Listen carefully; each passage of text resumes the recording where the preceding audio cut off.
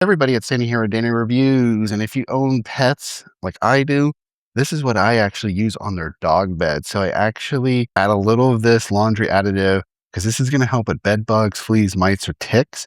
And again, when I'm washing their bedding, I don't know if there's going to be bugs on there or not. So just to be on the safe side, I go ahead and add a little bit of this. This is from EcoPest, and this is going to be non-toxic. It's non-staining. It's made here in the US. It is 100%. It is made in the USA. It's non-staining and non-toxic. That's why I use it.